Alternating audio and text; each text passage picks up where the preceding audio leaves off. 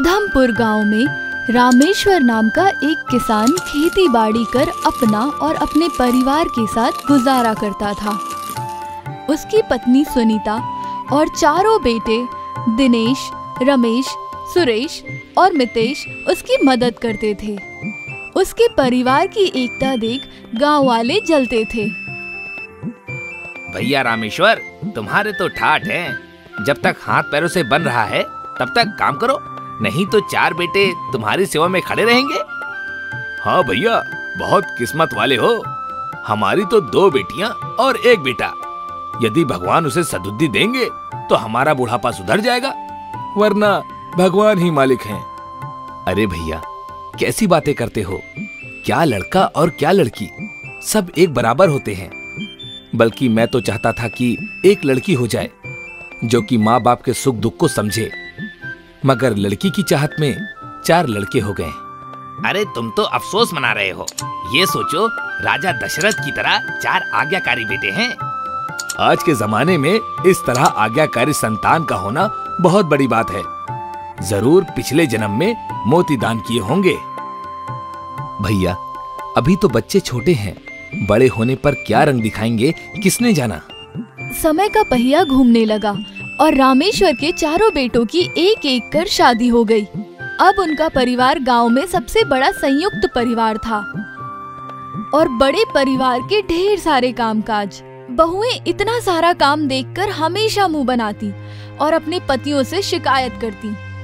देखो जी, बहुत साल काम कर लिया, अब इतने बड़े परिवार का काम हमसे ना हो पाएगा। अरे कैसी बातें कर रही हो? तुम्हारे हाथ के नीचे तो 3 देवरानी हैं। तुम्हें काम की कैसी फिक्र?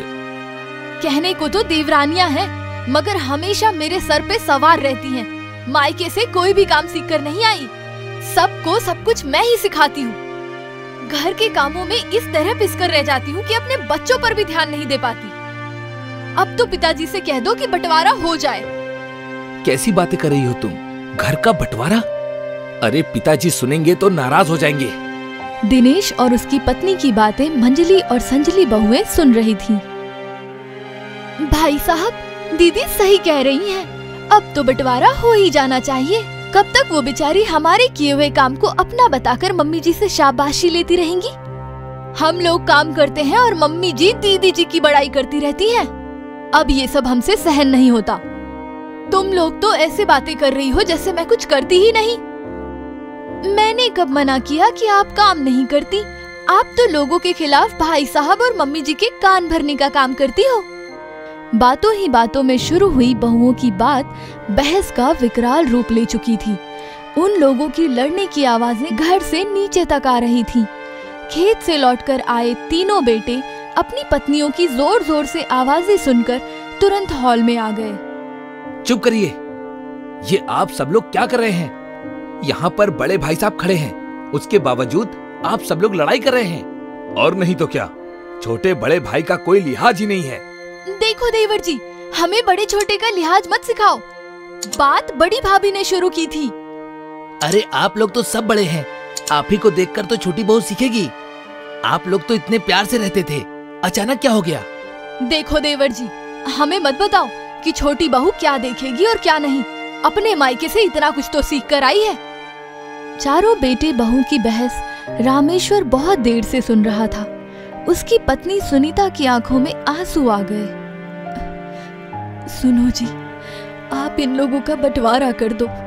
अब तो रोज रोज घर में कलेश हो रहा है। तुमने कभी मुझे इसके बारे में बताया ही नहीं। हम लोग घर के बड़े हैं, हमें इन्हें समझाना होगा। इस तरह घर का बंटवारा तो इस समस्या का कोई हल नहीं है। मैंने तो कोशिश करके देख ली, कुछ भी हाथ नहीं लगा। आप ही कोशिश करके देख लो। रामेश्वर कमरे से निकलकर बेटे और बहू के पास पहुंचा। बेटा, भगवान की दया से हमारे घर में किसी चीज की कोई कमी नहीं है। तुम चारों भाई जब से हमारे जीवन में आए हो, हमने केवल एक ही सपना देखा है कि तुम चारों साथ मिलकर रहो। छोटी छोटी बातों पर बहस और लड़ाई करके कुछ भी हासिल नहीं होगा। बेटा, तुम्हारे बाबूजी सही कह रहे हैं। एकता में ताकत होती है। मिलजुल कर रहोगे तो बाहर वाला कोई भी तुम्हें हरा नहीं सकता। माँ जी, ये सारी बातें कॉपी किताब में ही अच्छी लगती हैं। असल जीवन में इसका कोई अस्तित्व नहीं होता। अब तो हम लोगों का बंटवारा कर ही दो, ताकि बची हुई जिंदगी हम अपने हिसाब से जी सकें। बेटा, तुम बहुओं की बातें तो समझ में आती हैं कि तुम लोग दूसरे घर से आई हो, एक दूसरे के साथ आसानी से निभा नहीं पा रही हो, मगर मेरे बेटे क्या चाहते हैं वो तो पता चले। पिताजी, आपके बेटे क्या चाहेंगे? जहाँ बहू रहेगी वहीं तो आपके बेटे रहेंगे ना। सभी लोगों की बातें सुनकर चारों बेटे एक दूसरे को देखने लगे। पिताजी, यदि सब लोग यही चाहते हैं तो इस संपत्ति का बंटवारा कर दीजिए। मेरे जीते जी तो इस संपत्ति का बंटवारा नहीं होगा। तुम लोग अपने हिसाब से देख लो, तुम्हें क्या करना है। ये आप कैसी बातें कर रहे हैं पिताजी? संपत्ति का बंटवारा नहीं होगा तो क्या घर में इसी तरह रोज कलेश होता रहेगा? यदि आप बंटवारा नहीं करोगे तो हम पंचायत बुलाएंगे। ये क्या कह रहे हैं भैया, पंचायत बुलाओगे? घर की बात बाहर पंचायत में जाए, अच्छा नहीं लगेगा। और ये पिताजी जो हमें हमारा हिस्सा देने से मना कर रहे हैं, वो क्या, वो सही है? पिताजी सही कह रहे हैं या गलत वो तो मुझे नहीं पता, मगर बचपन से लेकर आज तक मैंने यही देखा है कि पिताजी ने जो कुछ भी किया है हम लोगों की भलाई के लिए किया है। तू तो छोटा है, इसीलिए शुरू से ही पिताजी को तुझसे ज्यादा लगाव था। तुझे उनकी बात सही लगेगी, मगर अब पंचायत बुलाने के अलावा और कोई रास्ता नहीं है। चारों बेटों की बातें सुनकर सुनीता बहुत परेशान हो गई। मुझे तो बहुत नाज था कि मेरे 4 बेटे हैं, मगर आज हम लोगों की ये हालत देखकर लगता है कि यदि बंटवारा हो गया तो हम लोगों की फजीहत हो जाएगी। कोई भी हमें अपने साथ रखने को तैयार नहीं होगा। मैंने भी नहीं सोचा था कि ऐसा दिन भी कभी देखने को मिलेगा। अब देखते हैं कि पंचायत क्या फैसला करेगी। तय समय पर बेटों ने पंचायत बुलाई। दिनेश और रमेश बेटा, पूरे गांव में तुम्हारे परिवार की मिसाल दी जाती है और तुम बंटवारे के लिए पंचायत बुला रहे हो, ऐसा क्यों? काका साहब, हम भी चाहते थे कि घर की बात घर में रहे, मगर बाबा हम लोगों का बंटवारा नहीं कर रहे हैं, मजबूरन हमें पंचायत बुलानी पड़ी। क्या चाहते हो तुम लोग हमें बता दो, ताकि हमें फैसला करने में सहूलियत हो जाए। देखो काका, मैं बड़ा हूं, कायदे से तो मेरा हिस्सा ज्यादा होना चाहिए, मगर मैं इतना भी लालची नहीं हूं। मैं तो इतना चाहता हूं कि सारी संपत्ति हम चारों भाइयों में बराबर बांट दी जाए, ताकि किसी को किसी से कोई गिला शिकवा ना रहे। क्या दिनेश की राय से तुम तीनों भाई सहमत हो?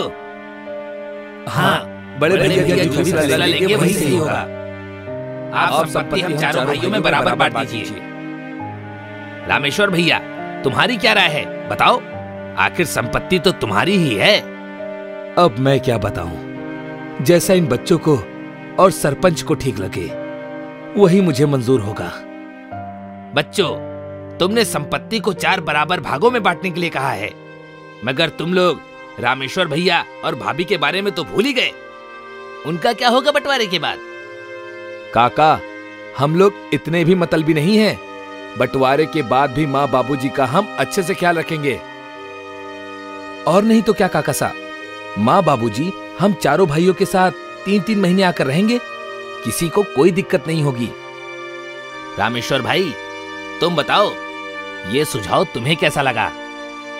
जैसा आप लोगों को उचित लगे, मुझे कोई परेशानी नहीं है। बच्चों की खुशी में ही मेरी खुशी है। इसका मतलब ये है कि आप लोग मेरी सलाह मानने के लिए तैयार हैं। तो फिर मैं तो यही कहूंगा कि ये जायदाद रामेश्वर भाई की है और वो जैसा चाहे वैसा बंटवारा कर सकते हैं, मगर उन्होंने मेरे पर भरोसा किया है तो मैं। उनकी बात पूरी भी नहीं हुई थी कि सुनीता अपने बेटों के पास जाकर खड़ी हो गई। माफ करना सरपंच जी, आपके फैसले के बीच में आपको रोक रही हूँ। आपने कहा ना, यह जायदाद हमारी है और इसका बंटवारा भी हमारे हिसाब से होगा, तो मैंने एक फैसला लिया है। मेरे बेटे साथ नहीं रहना चाहते तो अलग अलग हो जाएं। साल में 3 महीने वो लोग हमारे साथ आकर रह सकते हैं, बाकी के 9 महीने उन्हें कहाँ रहना है इसका फैसला और इंतजाम वो खुद कर सकते हैं। माँ, ये क्या कह रही हो? हम लोग कहाँ जाएंगे? बेटा, मैंने तो तुम्हें कभी जाने के लिए कहा ही नहीं, मगर तुम लोग ही बंटवारा चाहते थे, इसलिए मैंने बंटवारा कर दिया। कहते हुए सुनीता अपने पति के साथ अपने घर चली गई। चारों बेटे और बहू अपनी माँ का फैसला सुनकर हैरान थे कि अब वे लोग क्या करें। दूसरी तरफ पूरी पंचायत सुनीता के फैसले की तारीफ कर रही थी।